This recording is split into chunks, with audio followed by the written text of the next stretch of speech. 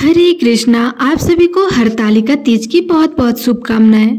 आज की इस वीडियो में आप सुनेंगे हरतालिका तीज की व्रत कथा। एक बार की बात है, भगवान शिव ने माता पार्वती को उनके पूर्व जन्म का स्मरण कराने के उद्देश्य से इस व्रत के महात्म्य की कथा कही थी। श्री भोलेनाथ बोले, हे गौरी, पर्वतराज हिमालय पर स्थित गंगा के तट पर तुमने अपनी बाल्य अवस्था में 12 वर्षों तक अधोमुखी होकर घोर तप किया था। इतनी अवधि तुमने अन्न न खाकर पेड़ों के सूखे पत्ते चबाकर व्यतीत किए थे।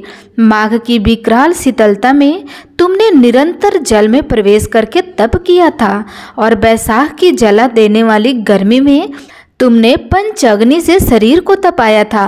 श्रवण की मूसलाधार वर्षा से खुले आसमान के नीचे बिना अन्य जल ग्रहण किए समय व्यतीत किया था। तुम्हारे पिता तुम्हारी कष्ट साध्य तपस्या को देखकर बड़े दुखी होते थे, उन्हें बड़ा कलेश होता था। तब एक दिन तुम्हारी तपस्या तथा पिता के कलेश को देखकर नारद जी तुम्हारे घर पर पधारे। तुम्हारे पिता ने हृदय से अतिथि सत्कार करके उनके आने का कारण पूछा। तब नारद जी ने कहा, गिरिराज, मैं भगवान विष्णु के भेजने पर यहाँ उपस्थित हुआ हूँ। आपकी कन्या ने बड़ा कठोर तप किया है, इससे प्रसन्न होकर वे आपकी सुपुत्री से विवाह करना चाहते हैं। इस संदर्भ में आपकी राय जानना चाहता हूँ। तब नारद जी की बात सुनकर गिरिराज गदगद हो उठे। उनके तो जैसे सारे कलेश ही दूर हो गए। प्रसन्न चित होकर बोले, श्रीमान, यदि स्वयं विष्णु मेरी कन्या का वरण करना चाहते हैं तो भला मुझे क्या आपत्ति हो सकती है। वो तो साक्षात ब्रह्मा है। हे महर्षि, यह तो हर पिता की इच्छा होती है कि उसकी पुत्री सुख संपदा से युक्त पति के घर की लक्ष्मी बने। पिता की सार्थकता इसी में है कि पति के घर जाकर उसकी पुत्री पिता के घर से अधिक सुखी रहे। तुम्हारे पिता की स्वीकृति पाकर नारद विष्णु के पास गए और उनसे तुम्हारे ब्याह के निश्चय होने का समाचार सुनाया।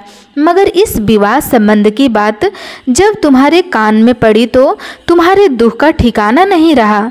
तुम्हारी एक सखी ने तुम्हारी इस मानसिक दशा को समझ लिया।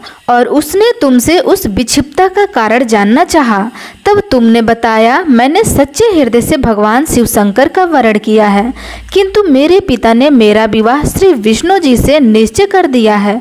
मैं विचित्र धर्म संकट में हूँ, अब क्या करूँ। प्राण छोड़ देने के अतिरिक्त अब कोई भी उपाय मेरे पास शेष बचा नहीं है। तुम्हारी सखी बड़ी ही समझदार और सूझबूझ वाली थी। उसने कहा, सखी, प्राण त्यागने का इसमें कारण ही क्या है। संकट के मौके पर धैर्य से काम लेना चाहिए। नारी के जीवन की सार्थकता इसी में है कि पति रूप में हृदय से जिसे एक बार स्वीकार कर लिया जाए, जीवन प्रयत्न उसी से निर्वाह होता है। सच्ची आस्था और एक निष्ठा के समक्ष तो ईश्वर को भी समर्पण करना पड़ता है। मैं तुम्हें घनघोर जंगल में ले चलती हूँ, जो साधना स्थली भी हो और जहाँ तुम्हारे पिता तुम्हारे खोज भी ना कर पाए, वहाँ तुम साधना में लीन हो जाना। मुझे विश्वास है कि ईश्वर अवश्य ही तुम्हारी सहायता करेंगे। तब तुमने ऐसा ही किया। तुम्हारे पिता तुम्हें घर पर ना पाकर बड़े दुखी तथा चिंतित हो गए। वे सोचने लगे कि तुम जाने कहाँ चली गई। मैं विष्णु से उसका विवाह करने का प्रण कर चुका हूँ। यदि भगवान विष्णु बारात लेकर आ गए और कन्या घर पर नहीं हुई तो बड़ा अपमान होगा। मैं तो कहीं मुंह दिखाने के योग्य भी नहीं रहूँगा। यही सब सोचकर गिरिराज ने जोर शोर से तुम्हारी खोज शुरू करवा दी। इधर तुम्हारी खोज होती रही और उधर तुम अपनी सखी के साथ नदी के तट पर एक गुफा में मेरी आराधना में लीन थी। भाद्रपद शुक्ल तृतीया को हस्त नक्षत्र था। उस दिन तुमने रेत के शिवलिंग का निर्माण करके व्रत किया। रात भर मेरी स्तुति के गीत गाकर जागी। तुम्हारी इस कष्ट साध्य तपस्या के प्रभाव से मेरा आसन डोलने लगा और मेरी समाधि टूट गई। मैं तुरंत तुम्हारे समक्ष जा पहुंचा और तुम्हारी तपस्या से प्रसन्न होकर तुमने वर मांगने के लिए कहा। तब अपनी तपस्या के फलस्वरूप मुझे अपने समक्ष पाकर तुमने कहा, मैं हृदय से आपको पति के रूप में वरण कर चुकी हूँ। यदि आप सचमुच मेरी तपस्या से प्रसन्न होकर आप यहाँ पधारे हो तो मुझे अपनी अर्धांगिनी के रूप में स्वीकार कर लीजिए। तब मैं तथास्तु कहकर कैलाश पर्वत पर लौट आया। प्रातः होते ही तुमने पूजा की समस्त सामग्री को नदी में प्रवाहित करके अपनी सहेली सहित व्रत का पारण किया। उसी समय अपने मित्र, बंधु व दरबारियों सहित गिरिराज तुम्हें खोजते खोजते वहां आ पहुँचे और तुम्हारी इस कष्ट साध्य तपस्या का कारण तथा उद्देश्य पूछा। उस समय तुम्हारी दशा को देखकर गिरिराज अत्यधिक दुखी हुए और पीड़ा के कारण उनकी आंखों में आंसू उमड़ गए थे। तुमने उनके आंसू पोंछते हुए विनम्र स्वर में कहा, पिताजी, मैंने अपने जीवन का अधिकांश समय कठोर तपस्या में बिताया है। मेरी इस तपस्या का उद्देश्य केवल यही था कि मैं महादेव को पति के रूप में पाना चाहती थी।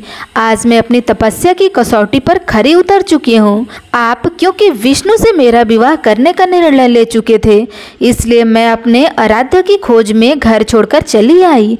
अब मैं आपके साथ इसी शर्त पर घर जाऊंगी कि आप मेरा विवाह विष्णु जी से ना करके महादेव जी से करेंगे। गिरिराज मान गए और तुम्हें घर ले आए। कुछ समय के पश्चाताप शास्त्रों वक्त विधि विधान पूर्वक उन्होंने हम दोनों को विवाह सूत्र में बांध दिया। हे पार्वती, भाद्रपद की शुक्ल तृतीया को तुमने मेरी आराधना करके जो व्रत किया था, उसी के फलस्वरूप मेरा तुमसे विवाह हो सका। इसका महत्व ये है कि मैं इस व्रत को करने वाली कुंवारियों को मनोवांछित फल देता हूँ। इसलिए सौभाग्य की इच्छा करने वाली प्रत्येक युवती को यह व्रत पूरी एकनिष्ठ तथा आस्था से करना चाहिए। प्रेम से बोलिए शंकर भगवान की जय, माता पार्वती की जय।